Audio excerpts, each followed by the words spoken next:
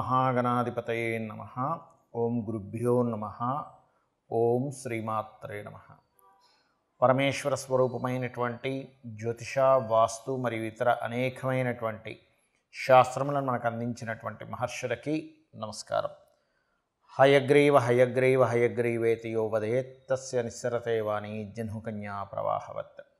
అరుణాం కరుణాతరంగితాక్షీం ధృతపాశాంకుశపుష్పబాణచాపాం అనిమాదిభిరావృతాం మయూకైః అహమిత్యేవ విభావయే భవానీం. శ్రీమాత్రే నమః. ఓం పితృదేవతాభ్యో నమః. మనం ఈరోజు చెప్పుకోబోయేటువంటి టాపిక్ ఏమిటి అంటే 12 లగ్నాల వారు ఏ విషయాల పట్ల జాగ్రత్త వహించాలి, ఏ ఉపాసన చేసుకోవాలి, ఏ విషయాల వల్ల వీళ్ళకి కలిసి వచ్చే ఆస్కారం అధికంగా ఉంది అనే విషయాలు మనం ఇప్పుడు తెలుసుకుందాం. ఒకవేళ లగ్నం తెలియలేదు మీకు, రాశి చూసుకోవచ్చు. అంటే మేషరాశి, మరి మేషరాశిలో అశ్విని, భరణి, కృత్తిక, ఒకటో పాదం కూడా ఇదే వర్తిస్తుంది అంటే ఇదే వర్తిస్తుంది. అయితే ఫస్ట్ ప్రిఫరెన్స్ లగ్నానికి ఇవ్వండి, సెకండ్ ప్రిఫరెన్స్ రాశికి ఇవ్వండి లగ్నం తెలియని పక్షంలో. బికాజ్ ఆఫ్ మనిషి యొక్క మనస్సు కాబట్టి సెకండ్ ప్రిఫరెన్స్ దానికి ఇవ్వచ్చు, అందులో ఎటువంటి దోషం లేదు. అయితే దీనికి సంబంధించినటువంటిది ఇది మీరు పలానా లగ్నంలో లేదా రాశిలో పుట్టినందుకు ఇవి చెప్తున్నా. బట్ మీ పర్సనల్ చార్ట్ బట్టి కొన్ని కండిషన్స్ ఉంటాయి, అది నేను మీకు వీడియో ఆఖరిలో చెప్తాను. వీడియో ఆఖరి వరకు చూసినట్లయితే మీకు పరిపూర్ణంగా తెలుస్తుంది. ఇప్పుడు ఒక్కొక్క లగ్నం గురించి మనం తెలుసుకుందాం.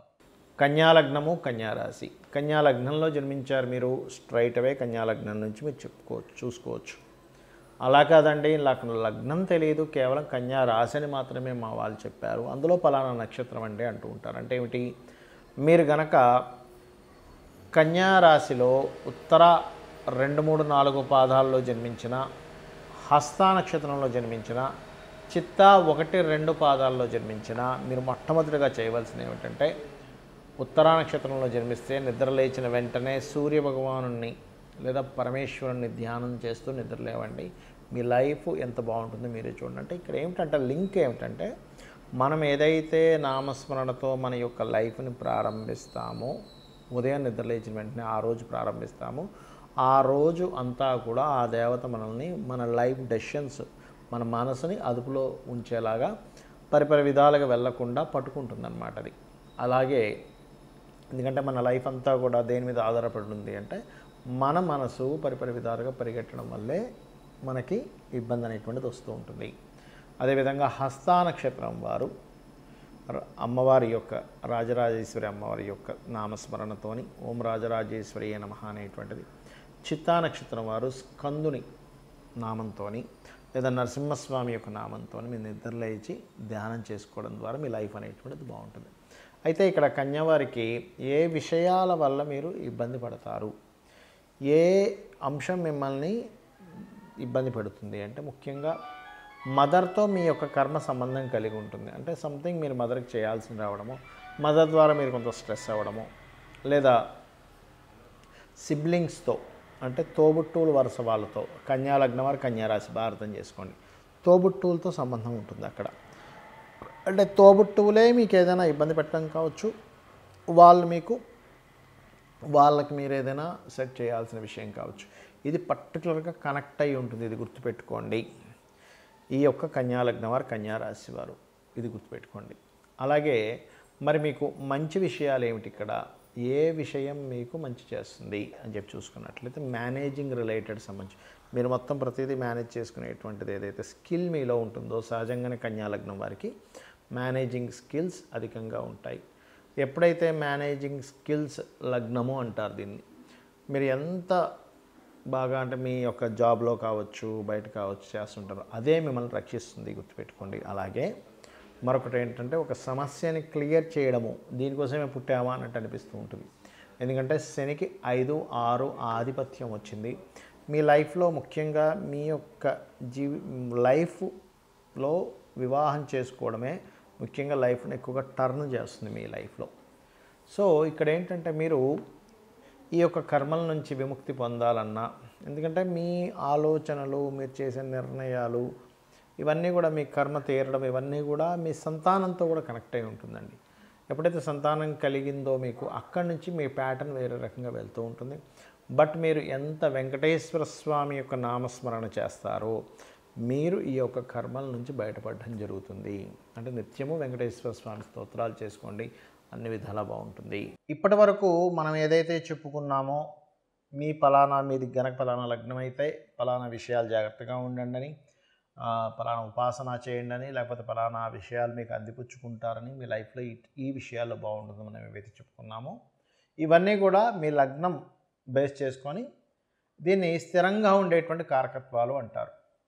అంటే ఫలానా లగ్నంలో పుట్టాము అంటే పంచమాధిపతి రవి అవుతాడు మేషంలో పుడితే, లేదా వృషభంలో పుడితే పంచమాధిపతి బుధుడు అవుతాడు, అదే మిథునంలో పుడితే పంచమాధిపతి శుక్రుడు అవుతాడు, లేకపోతే లగ్నాధిపతి బుధుడు అవుతాడు. ఇట్లా కొన్ని కాంబినేషన్స్ బట్టి చెప్పుకున్నాం. మరి పర్సనల్ చార్ట్లో ఇది ఏమైనా మార్పు వస్తుందా అంటే ఖచ్చితంగా పర్సనల్ చార్ట్ దగ్గరికి వచ్చేసరికి మార్పు వస్తుంది. ఎలాగా అంటే చెప్తాను చూడండి. ఇప్పుడు టీటీ ఇంజెక్షన్ ఉంది. టీటీ ఇంజెక్షన్ ఏదైనా సెప్టిక్ అయితే వేస్తారు. ఇప్పుడు ఆ ఇంజెక్షన్ అందరికీ పడదు, కొంతమందికి టెస్ట్ చేస్తారు. మీరు కొంచెంసేపు కూర్చోండి. ఎందుకండి, అది అందరికీ వాడడానికే కదా అంటే కొంతమందికి స్పెసిఫిక్గా కొన్ని పడవు. కొన్ని ఫుడ్స్ కావచ్చు, కొన్ని మెడిసిన్స్ కావచ్చు, కొన్ని వాతావరణాలు కావచ్చు, కొంత నీరు కూడా. ఒక్కోసారి చూడండి, నేను వేరే దగ్గరికి వెళ్ళానండి, అక్కడ వాటర్ నాకు పడలేదండి అంటాం, అక్కడ గాలి నాకు పడలేదండి అంటాం, ఆ ఫుడ్ నాకు పడలేదండి అంటాం. ఎందుకంటామండి? మరి మిగతా 100 మంది బాగానే ఉన్నారుగా, నీకు ఒక్కడికి ఎందుకు ఇలా అయిందంటే బికాజ్ ఆఫ్ ఎవరి శరీరతత్వాన్ని బట్టి వారికి ఎలా అయితే కొన్ని విషయాలు బాగా పడతాయి, కొంతమందికి బాగా పడవు.